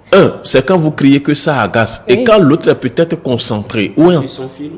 Voilà. Et que vous commencez pas à parler à haute voix, vous commencez pas. Non, non. À titre de respect, éclipsez-vous et allez peut-être au dehors, prenez votre appel. Ça ne voudrait pas dire que vous êtes en train de mener une double vie. Ça ne voudrait pas dire que vous êtes en train comment on l'appelle? De cacher quelque chose. Non. Par respect, on peut, n'est-ce pas, s'éclipser ou aller un peu à l'écart et prendre son appel. Donc, en fait, c'est là le problème. C'est la gestion, n'est-ce pas, des portables qui compte. Moi, il m'arrive, ma femme fouille mon portable parce que je n'ai rien à cacher. On ne peut pas tout dire à la femme, je suis d'accord, et la femme non plus, mais il faut savoir gérer les secrets. Il faut savoir gérer cette vie privée-là pour que le couple vive aussi en paix. Parce que quand vous commencez pas à tout dévoiler, je suis sûr que vous allez mettre le feu à la maison. Vous allez brûler tout de suite votre maison. Il faut savoir, et surtout savoir quoi cacher, encore un aspect. Savoir quoi cacher. Oui, c'est pas tout il faut cacher. Qu'est-ce qu'il faut cacher? Non, en fait, justement, merci pour la question, je m'y attendais. Oui, je m'y attendais. Est-ce que vous cachez quoi? Non, en fait, même dans le domaine professionnel, dans le secteur professionnel, vous pensez que c'est tout on peut dire à sa femme? Non. Non. Excusez-moi, vous êtes d'accord avec moi? Bien sûr. Voilà, il y a des situations où vous seul, on arrive à gérer. Et c'est peut-être plus tard que vous allez sortir, madame, au cours d'une petite blague, discussion là, mais tu sais, à l'époque, il y a 3 mois, tu sais qu'il y a tel truc qui s'est passé au boulot, mais tu sais, bon, je n'ai pas voulu t'affoler, c'est pourquoi, franchement, bon, excuse-moi si je ne te l'ai pas dit, mais on a géré ça dans le temps, et puis c'est calme maintenant. Ah, tu sais, donc, en fait, c'est la gestion des... On ne peut pas vivre sans problème, parce que vivre avec quelqu'un, c'est se créer des problèmes. Vous êtes d'accord avec moi sur ce point-là? Maintenant, c'est la gestion des problèmes qui compte. C'est la gestion d'abord de son portable qui compte. C'est la gestion de son foyer qui compte. Voyez-vous? Donc, c'est là le nœud du problème. On ne peut pas, vous venez, vous déposez votre portable, votre femme prend le portable, commence pas à fouiller. Non, ce ne serait pas bien. Parce que vous avez laissé des signes qui l'alertent. André l'a dit tout à l'heure. Quand vous laissez des signes... Non, il y a dans ces signaux-là, voilà, je suis d'accord. Non, écoutez, dans ces signaux-là, il y a des signaux moins alarmants, moins graves, et qui ne devrait peut-être pas nuire, mais il suffit qu'elle lise ça et puis c'est sûr que vous n'allez pas dormir en paix cette nuit-là. J'en suis sûr. Il y a des hommes aussi qui font la même chose. Je suis d'accord, mais écoutez, nous sommes mais les hommes le font plus que les femmes même. Quand on le fait, peut-être c'est peut-être parfois par amour. Vous savez, quand on aime... Ah, quand la femme le fait, c'est pas par amour. Non, attends. Oui, oui. Est-ce qu'il ne faut pas que les gens pensent que je vous accule de questions? Non, envoyez les questions. Mais il faut bien que j'en pose. Hein. Non, en fait, vous savez, la femme, elle est plus curieuse que l'homme. Vous êtes d'accord avec moi? Sur certains points, la femme est plus curieuse. Même quand vous dites à votre femme, ne touchez pas à mon téléphone, elle est prête à le faire. Et c'est ça, elle arrive à se maîtriser, quel que soit le type de message qu'elle aurait lu, elle va vous dire, mais écoute, plus tard, hein, c'est 7 ans, j'ai lu ça. Hein. Mais si elle est une femme révoltante, je suis sûr que vous n'allez pas passer une nuit paisible. Donc, ça dit, c'est vice-versa. Et il y a des hommes, quand ils voient ça, ils s'enflamment. C'est-à-dire que, je ne sais pas si, c'est-à-dire la femme risque d'aller passer cette nuit-là chez ses parents. Voyez-vous, donc, en fait, c'est une affaire de complémentarité, de compréhension. D'accord. Oui. Et la gestion de ces crises-là, on ne peut pas vivre sans portable, ce n'est pas possible. Mais lorsque les crises viennent, comment vous les gérez? Et évitons que ces crises viennent, parce qu'il faut toujours anticiper. Toujours anticiper voudrait dire comment gérer cette vie privée avec d'abord son portable, ne pas se concentrer durant toute la journée ou durant toute une journée à son portable. La femme n'est pas là pour vous voir, cliquer pour vous voir à chaque moment devant la télé. Non, elle est là pour vivre heureuse. Elle est là pour construire un foyer, pour participer au foyer. Et en tant que maître du foyer, vous êtes le maître de l'orchestre, comme ça se dit, c'est vous qui organisez, c'est vous qui, décidez, c'est vous qui arrangez les choses. Mais lorsque vous prenez tout le temps sur votre portable, quand est-ce que vous avez le temps de l'écouter pour dire, ah, l'enfant fait ci, il faut corriger. Et il y a eu tel problème aujourd'hui. Non, donc on doit pouvoir, n'est-ce pas, se détacher, n'est-ce pas, de l'usage continu des smartphones pour réellement se concentrer, vivre avec son partenaire pour que cette paix dont nous rêvons toujours soit vraiment effective et jouissante. D'accord. André, je viens à vous. Je veux bien poser la question au coach, puisqu'il est coach de vie. Moi, je veux bien vous poser cette question. On entend souvent dire qu'il ne faudrait pas fouiller dans le téléphone de son conjoint. Mais si on est ensemble, on a promis s'aimer jusqu'à la mort, si vous préférez, pour ceux-là qui ont fait le grand saut. Tu es sûr? J'ai dit pour ceux-là qui ont fait le grand saut. L'amour finit au tombeau. Jusqu'à la mort. Pourquoi je n'ai pas le droit de prendre le téléphone de mon conjoint? Pourquoi il n'a pas le droit de prendre mon conjoint? Je cache quoi? Je pense que cette question, elle est bien relative et j'ai l'habitude de dire aux gens que la vie de couple que nous menons, c'est la manifestation et même le résultat du stage professionnel que nous avons fait en tant que couple. Si pendant que vous étiez en copinage, en fiançailles, vous avez tout permis et vous n'arrivez pas à garder le contrôle, vous rendez visite à votre partenaire, vous voyez des choses sur lesquelles vous taisez parce que vous voulez vous marier. Si vous venez en couple et vous devenez des mariés, il est évident que ces mêmes problèmes reviennent. Et c'est là que vous allez commencer à chercher à prendre le contrôle. Mais vous voyez, quand vous prenez un employé qui, pendant son stage, venait en retard, manquait du respect, s'il arrivait à gagner le contrat malgré tout, il va être difficile de changer des habitudes. Parce que, vous savez, les mauvaises habitudes sont très faciles à développer pour les hommes. Quand il s'agit des mauvaises habitudes, c'est très facile de les développer, mais c'est difficile de vivre avec les mauvaises habitudes dans la société. Et lorsque nous parlons des bonnes habitudes, les développer, ça prend du temps. Mais une fois que c'est développé, ça devient très facile pour vous de vivre avec. Et moi, je me pose la même question. C'est vrai, quand on est en couple, il faut avoir sa vie privée. Mais moi, je me demande jusqu'à quel niveau cette vie privée s'étend. Et pour ce qui me concerne, c'est vrai que j'ai une vie privée, surtout que mon travail au quotidien, c'est le coaching. Il y a des choses que ma conjointe ne peut pas savoir sur la façon dont je communique avec les gens parce que ces personnes que je reçois, avec qui j'échange, pourraient être des connaissances ou encore des personnes avec qui elles travaillent. Du coup, à un moment donné, elles-mêmes, elles connaissent ce que je fais. Et quand c'est l'heure de commencer, peut-être si c'est à distance, elle sait qu'à un moment donné, il ne faut pas vraiment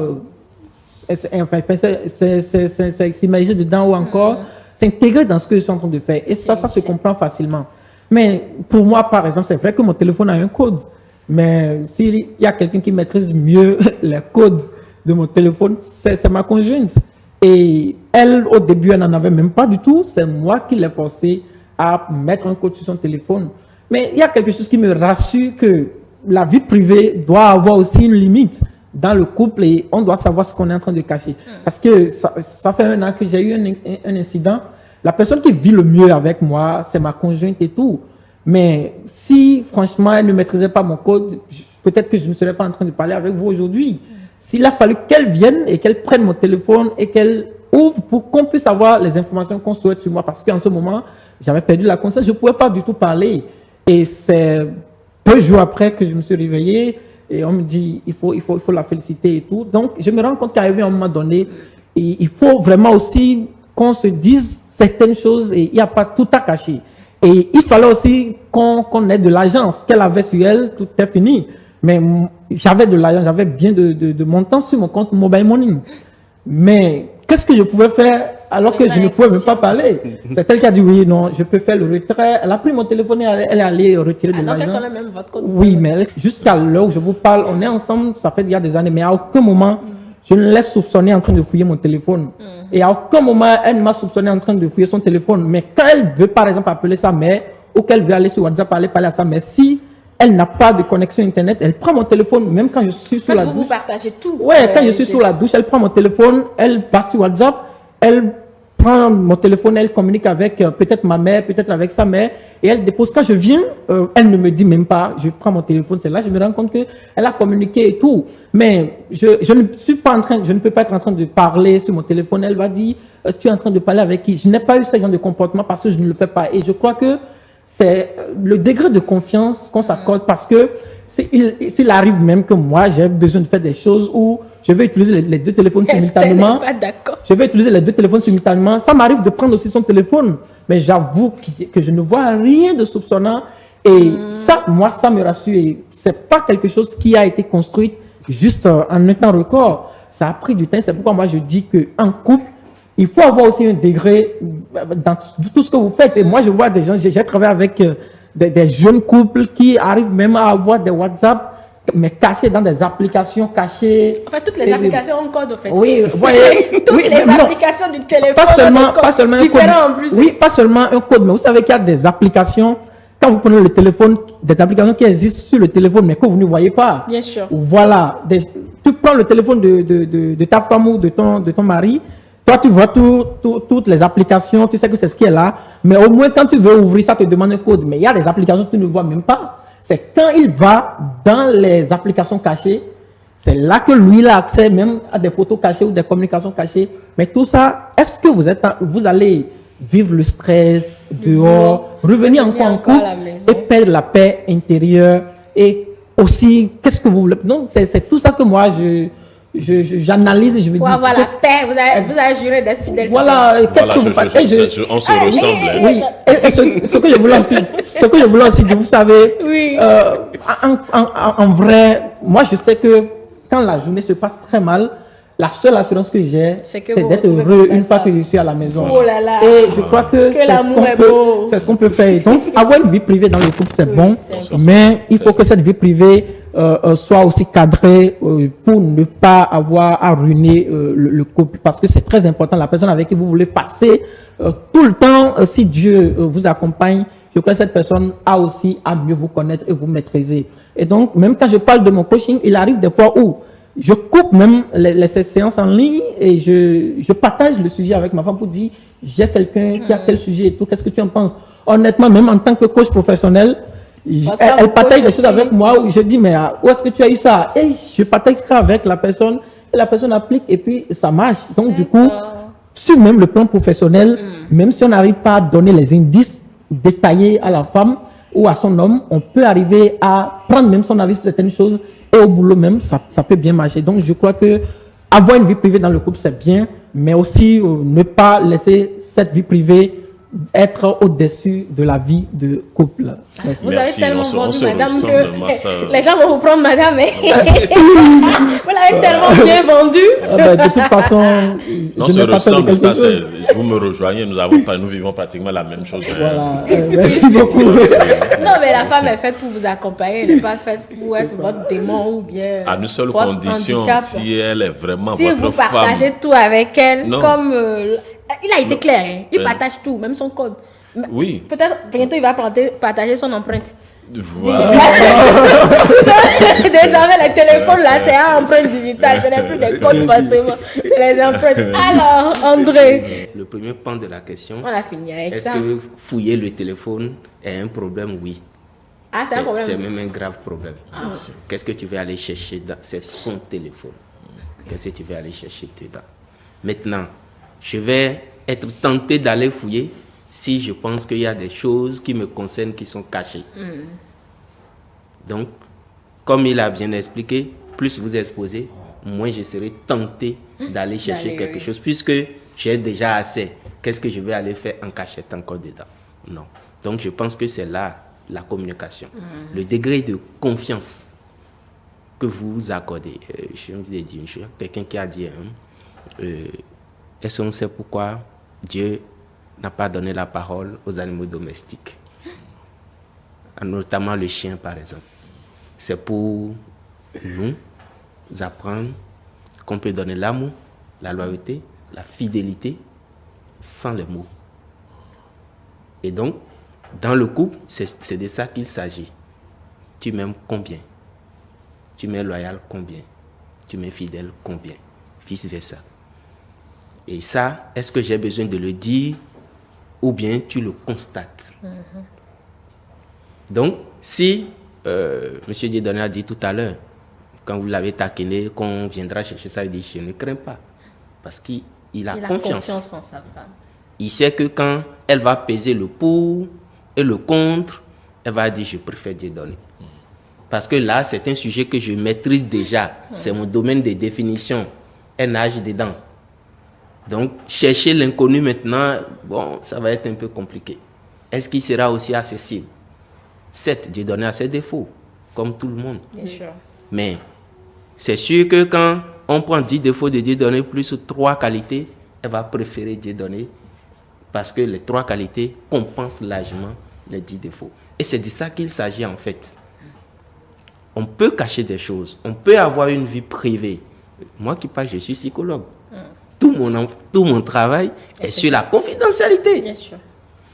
Donc, j'ai envie de dire, autorisé à coder, recoder encore et encore, parce que aujourd'hui peut-être on travaille beaucoup, mais vous savez, personnellement, ce qui m'a découragé pour coder les téléphones, à part que ça se décode dans la poche, sinon, j'avais un code avant, et puis il y a mes nièces qui sont venues. Tonton, donne ton téléphone. Je dis non, c'est mon téléphone, ne touche pas. Pas du tout. Et je prends le téléphone, c'est les schémas là, je fais rapidement pour faire quelque chose. Et puis elle dit, je connais déjà ton code. Et je dis, non, tu ne peux pas connaître. Ok, elle prend, fait ça, et puis elle fait. Elle décolle, je prends, je refais. Tiens, elle prend, elle fait. Je dis, mais c'est quoi cette histoire là? Comment tu...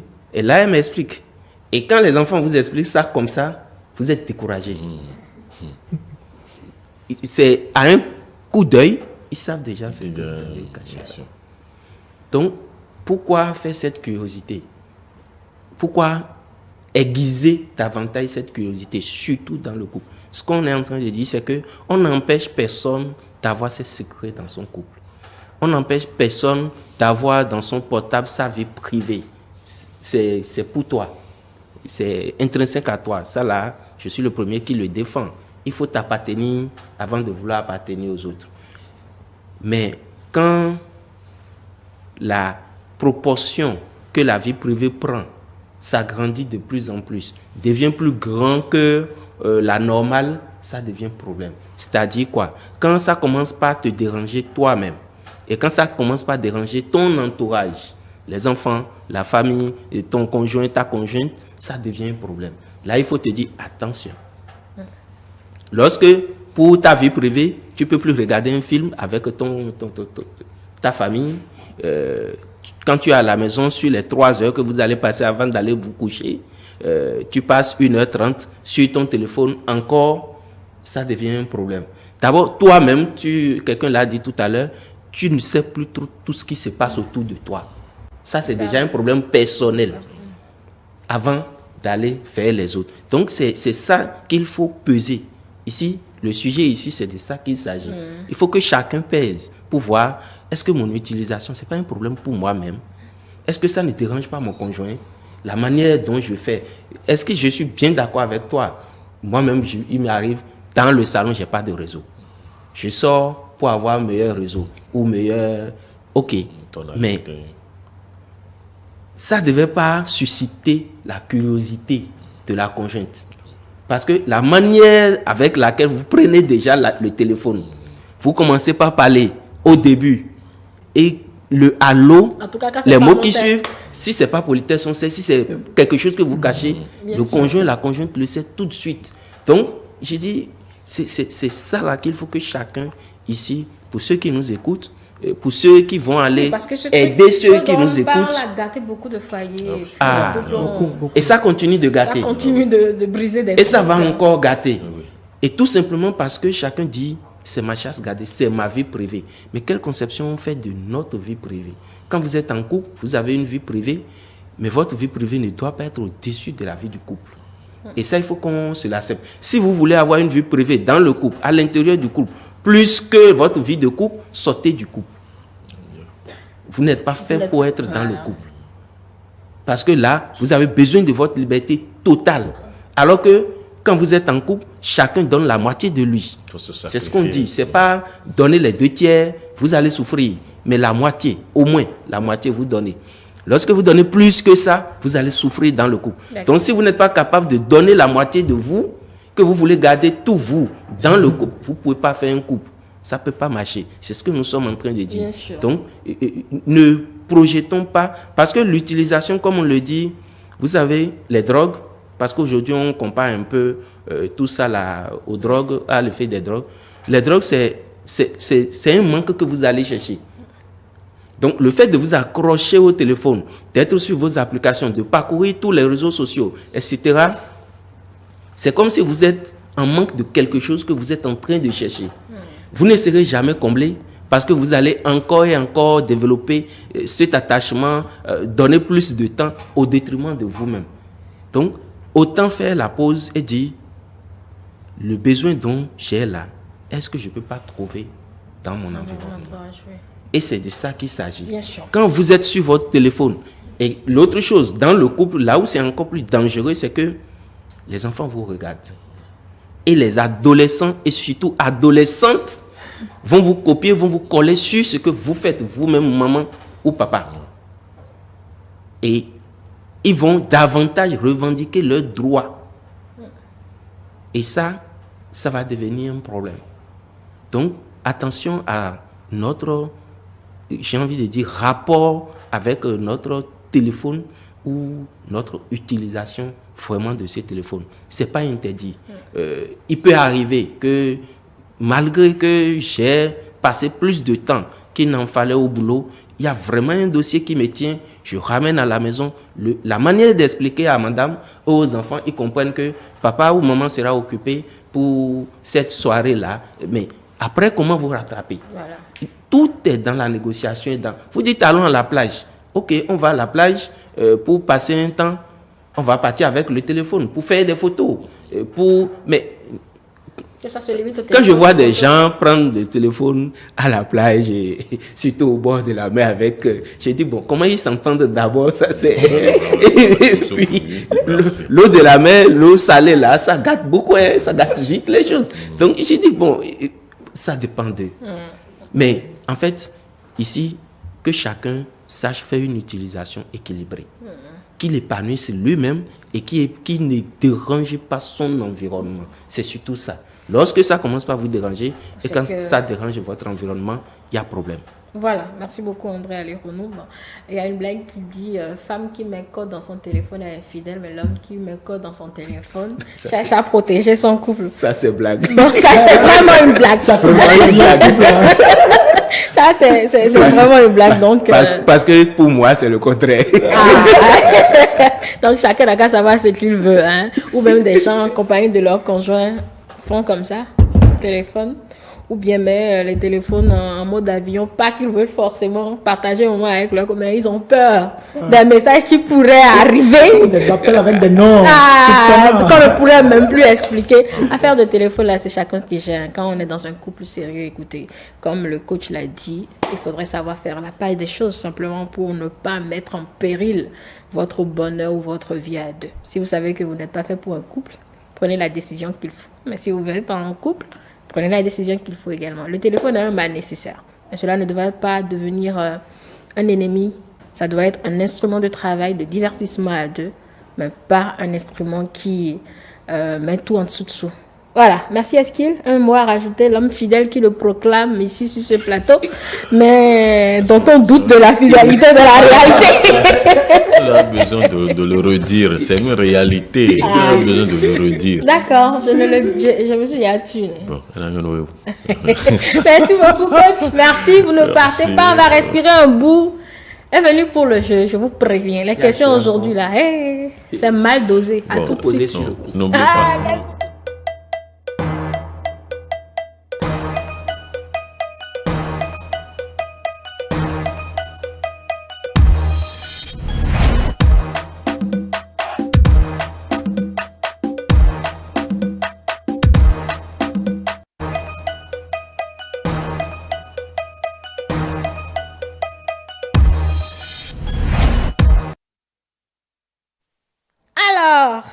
Il n'y a pas de questions sur le couple. Les questions sur le couple, vous avez posé les questions sur le couple. Non, il fallait commencer par là. Ça, donc, bon, question facile sur le couple pour vous tous. Bon, ok. Là, je vais improviser. On C'est t'écoute. Si on ne répond pas, il y a ça que tu vas répondre. Sur le couple, il n'y a pas de mauvaise réponse. Non, tout sera acceptable. Ça, c'est juste pour lancer les hostilités. Bon, peut-être que... Regarde, toi, tu as un code dans ton téléphone, ta femme est au courant, bien c'est empreinte. Je vais couper ta main. Je vais couper ta main pour aller mettre le code. Alors, question très simple. Quelle question je vais vous poser Pouvez-vous passer une journée avec le téléphone de votre conjoint? C'est-à-dire, elle prend votre téléphone, comme vous n'êtes que des garçons. Elle prend votre téléphone Et moi, je prends pour elle. et vous passez prenez pour elle. Ça ne me Est-ce sera qu'il... pas utile. Non, n'y pense même pas. Non, c'est pas possible. Et c'est une bonne thérapie. Non, mais pourquoi? Non, parce que nous Vous l'avons serez dit. tenté de fouiller? Non, pas tenté de. Bon, oui, ça peut arriver. C'est-à-dire, vous Humainement. transférez tous vos appels sur le sien, elle transfère tous ses appels sur le vôtre, mais vous partez, vous allez faire votre journée avec son téléphone à elle. Là, ça sera catastrophique. Ok, alors là, ce serait un peu difficile. Hein, parce que surtout quand. Est-ce que tu caches quoi? Non, c'est pas. Surtout quand le portable, vous l'utilisez à titre professionnel, ce serait un peu difficile. Non, ce que je dis est clair. On a la possibilité. Non, vous avez dit- vous aurez tous vos appels normalement. Non, vous- Seulement vous- mais qu'en là, matière vous êtes- d'appareil, c'est pas le vôtre. Oui, non, mais là, vous êtes limité seulement aux appels. Si aujourd'hui, comment on l'appelle? Même le toucher, ça va être problème. Supposons Voilà. même que tout ce que vous voulez là, Oui. qui est sur votre téléphone et bien sur le téléphone, vous pouvez l'utiliser normalement, seulement que c'est pas votre appareil à vous. Une fois Bon. que c'est pas pour vous, ça Ah, va ouais, être difficile. Ça va être ça. difficile. Non, ça Comment va vous être passez les difficile. réponses? Non, Vas-y, là, c'est se débrouiller. pas un homme comme moi. Ça dit. Répondez à la question. Les Donc, convictions ça va être seront les difficile. mêmes. Ça sera difficile. Pourquoi cette difficulté? Oui, parce que moi, je n'ai pas l'habitude, il m'est difficile d'utiliser les choses d'autrui. Franchement, c'est vrai, c'est pour ma femme, je suis d'accord, mais je ne serai pas à l'aise. Ne pas parce que, bon, je veux cacher quelque chose, mais bon, je ne pense pas. C'est-à-dire, mon épanouissement ou l'utilité ou l'usage sera vraiment limité. Voilà. Et là, ce ne serait pas bien. Sans oublier l'envie de fouiller. Bon, si je veux fouiller, c'est non, légitime, c'est non, légitime. si je veux Oh, fouiller, est-ce je que vais c'est fouiller. légitime? Je dis, mais si je veux fouiller, je vais fouiller. D'accord. Voilà. Uh-huh. Voilà, tu as compris maintenant. Ouais. Tu es satisfaite, non? Elle peut fouiller C'est ce que aussi, tu ouais. voulais entendre. Non, pas forcément. Voilà. Si elle fouille le tien, elle va trouver quoi? Bon, elle va trouver ce qu'elle veut trouver. Ça s'arrête là. Il y a quelque chose que je cherche à fouiller. Ah, bah, Quelque chose tu vas expliquer. non, mais attends. Tu vas il y a expliquer. rien Tu vas d'inexplicable. expliquer. Ah, tout est explicable. Tout est explicable. D'accord. Non. C'est à elle de prendre les explications ou pas. Voilà. Sinon, toi, tu t'expliques. au Je fait. m'explique. Il n'y a rien à faire. Je D'accord. me défends. Ok. Question pour André. Quand vous voulez une question sur coach là, alors sur couple là, vous posez les questions. Ben, comment il a posé cette Je question? pense que c'était la même question. Non. Non. J'ai répondu à sa place, donc. Non. Bon, voilà la question. C'est un cas vrai, mais je cas pratique. Et oui, c'est un cas très pratique. Et je transpose chez vous. Vous êtes un homme et vous avez constaté peut-être qu'il y a des trucs dans le téléphone de votre femme, bien tous les jours. Bien, votre femme reçoit des messages. Elle écrit, elle fait tout ce que vous avez. En tout cas, il y a un autre homme. Vous avez constaté, vous avez lu les messages. Vous êtes allé même prendre le numéro de cet homme. Pouvez-vous l'appeler? Pour me faire mal. Bon, ça c'est moi. Hein. C'est votre question. Pouvez-vous Je l'appeler pense et que- lui dire laissez ma femme tranquille? Est-ce que c'est bon d'abord? Vous savez. Tant que psychologue. Vous savez, il m'est arrivé d'appeler, pas pour ma femme. C'est ma belle-sœur qui se faisait draguer et qui un jour vient à la maison et dit il y a un monsieur qui me fatigue. J'ai dit donne le numéro. Et dans le numéro, je l'appelle. Non, il appelle et je décroche. Je dis monsieur, c'est ma femme. Hein. Qu'est-ce que vous voulez? Elle vous a déjà dit non. Maintenant, pourquoi tu insistes? Ça, il m'est arrivé de le faire en blague. Mais en vrai, je pense que tel que moi je suis, je vais éviter des problèmes. Il vaut Je mieux. vais éviter des problèmes. Pas seulement des problèmes même. Parce que vous savez, L'attention. souvent ce qu'on dit, c'est que il faut savoir sa place. et il faut savoir ce que vous valez réellement. Jusqu'à ce que, je vais peut-être vous faire rire, mais jusqu'à ce qu'il y ait déjà, je vais voir peut-être comme vous l'avez dit dans le cas, je regarderai le niveau où ils sont arrivés. Est-ce que c'est très poussé? Si c'est une relation en fait. Si c'est très poussé, il y a une relation, je me réjouis. Ah. Voilà. Ça fait bon débarras. Merci. Hey. Non, je ne vais pas lutter pour quelque chose qui ne m'appartient pas. Si ça m'appartient, je mettrai toutes mes forces. Parce que qu'est-ce que vous allez dire? Qu'est-ce que je vais dire? Je suppose que je vais trouver les mots, la supplier, discuter avec elle, faire intervenir des gens, tout ce que vous voulez, pour que la situation s'arrange. Mais chaque fois qu'elle va sortir, chaque fois que je serai dehors, chaque fois que quelqu'un sera chez moi, que je serai en voyage, pour moi, il y a toujours un autre homme. C'est cause quoi. Et l'autre gros message que ça me laisse, c'est que je ne suis pas fait pour elle. Et que je ne suis pas l'homme qu'il lui faut. Donc, il y a des choses qu'elle n'a pas pu discuter avec moi, qu'elle n'a pas pu accepter, qu'elle a trouvé mieux ailleurs. Je vais, dans ma constitution, moi, André personnel, je vais la faire asseoir pour qu'on discute. Pas que je suis fâché contre son choix.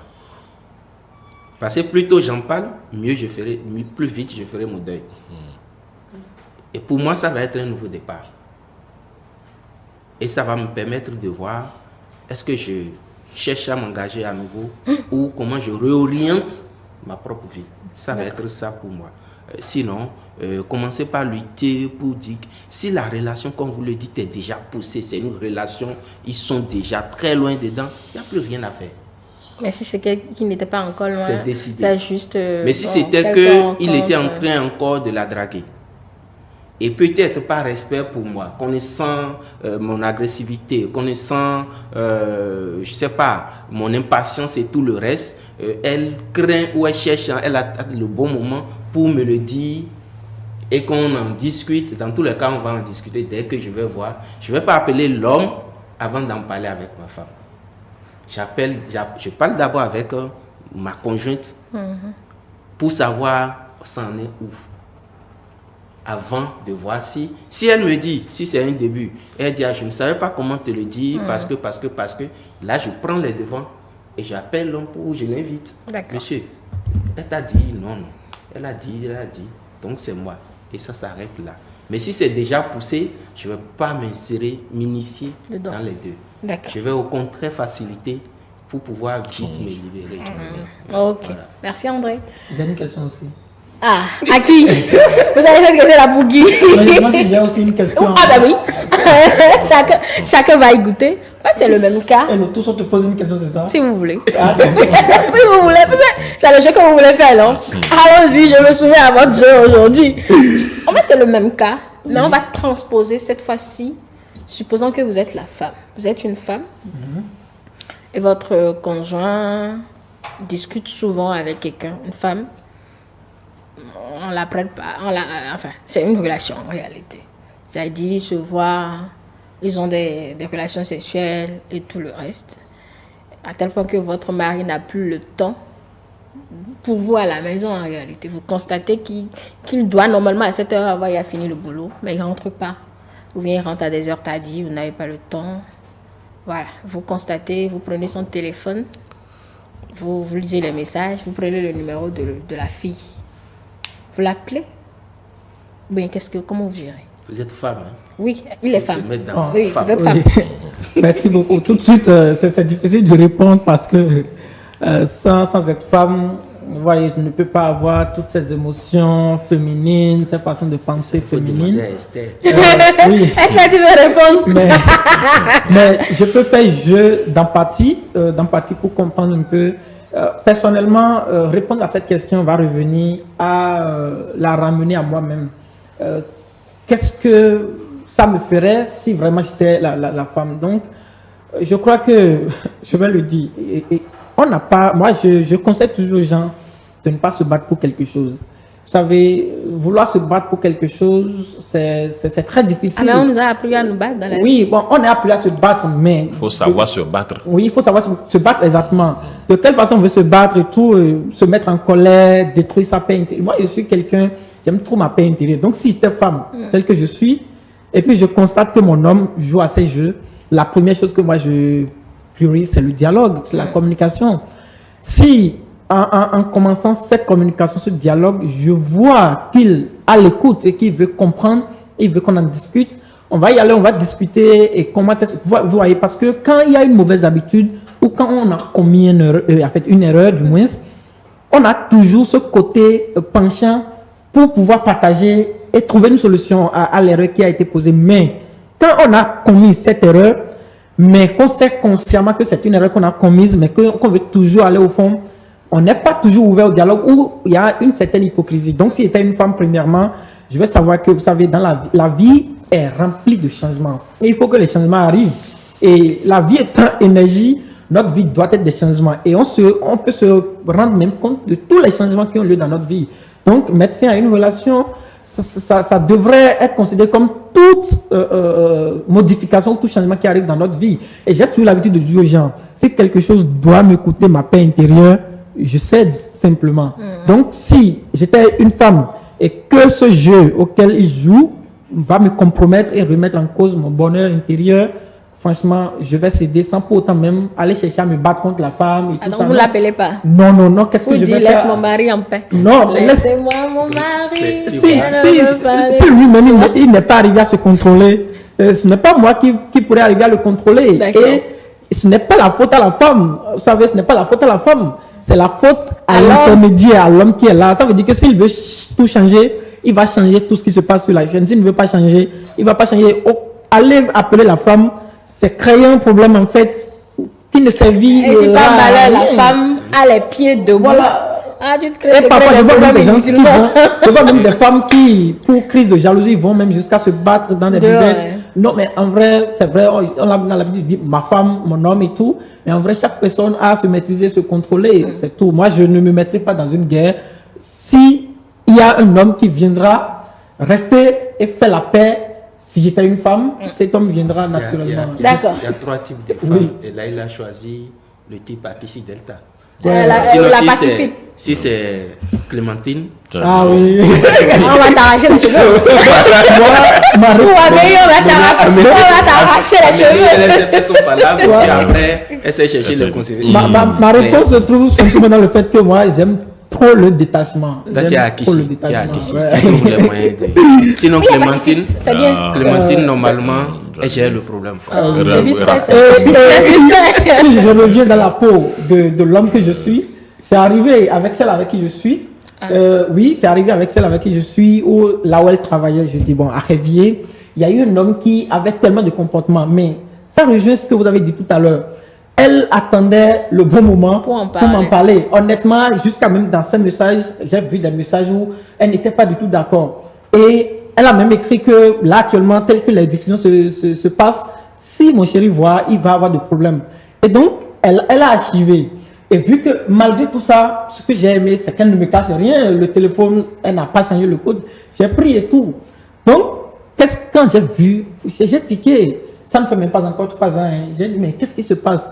Et honnêtement, la façon dont elle est allée, elle m'a dit, s'il te plaît, c'est parce que tu es allé trop vite. Sinon, je planifiais t'en parler. Qu'est-ce qu'on va faire? Je lui demande qu'est-ce qu'on va faire. Elle dit, non, la solution est là.